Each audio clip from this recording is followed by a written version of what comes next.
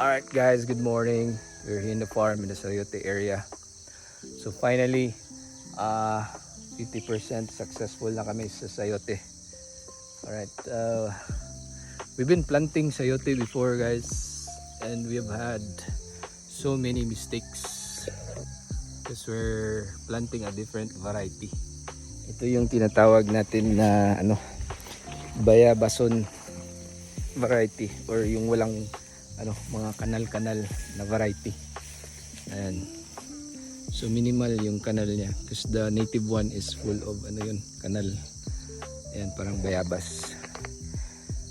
So to share with you guys yung mistakes namin before, para sa mga farmers natin na gusto mag go into sayote farming, is that yung pagtanim ng sayote guys, dapat hindi siya water log yung area, kasi yung bayabason na variety ay nalulusaw po sa tubig, tsaka hindi siya dapat during planting, hindi siya naiinitan yung mga seedlings, kasi nalalanta din pag sobrang init guys.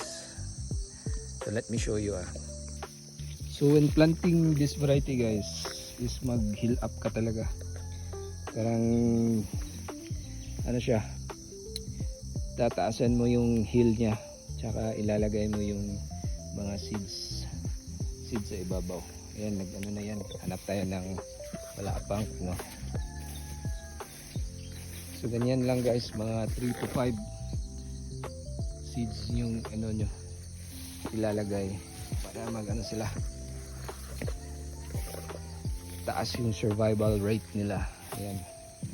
Tsaka organic lang, chicken manure lang yung nilalagay natin, wala yung mga synthetic fertilizer. Ayan, yung isa lang.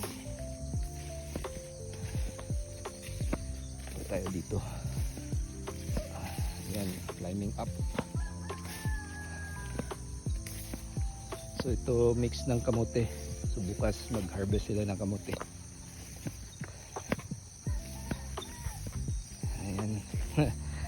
Ito isa lang yan, tipid. As long as mag survive yan guys, goods na yan. Ito, ayan, so ganyan siya guys.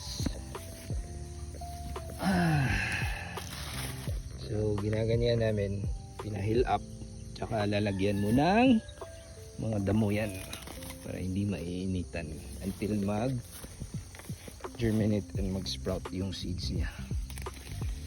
So nilalagyan yan ng mga indigenous shade. So, around 3 seeds dyan per hill. Yan. If you have lots of extra, so lagyan mo na up to 5 para at least may 3 mag survive. So, ganyan lang guys. Ayan. Lagyan natin yan kasi napakainit. At least magsusurvive yan. Yan, dito kamuti guys. Pang extra.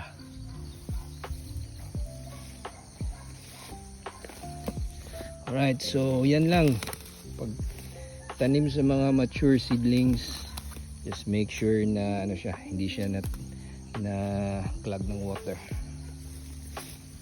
So, monitor mo lang, mag sprout yan, alalay lang din ng pataas, either stick. Maganda talaga yung mga stick ng kawayan ilalagay. So ayan, yung gasto namin dito yung wire talaga, GI wire number 16, tsaka alalay ng nylon na mas maganda yung number 2. Ito yung ginamit namin dito is maliit, so dapat mas malaki.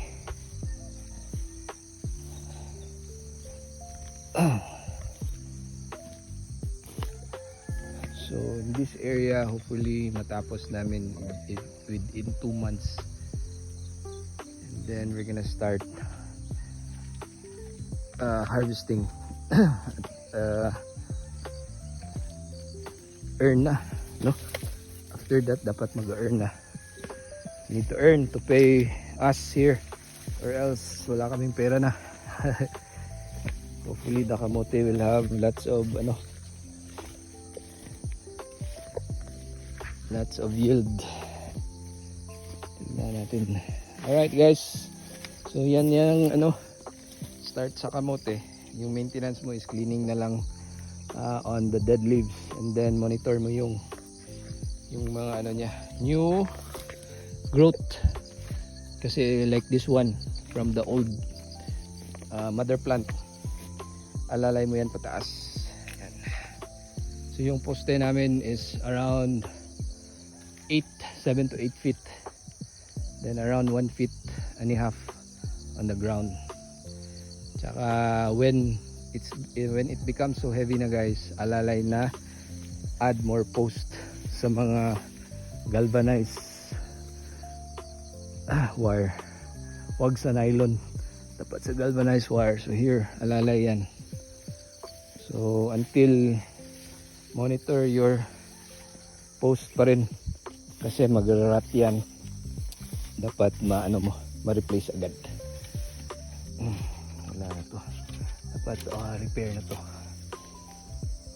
It could last around a year to 2 years sa mga poste, depende. Alright, kuha tayo ng ilang piraso para sa bahay.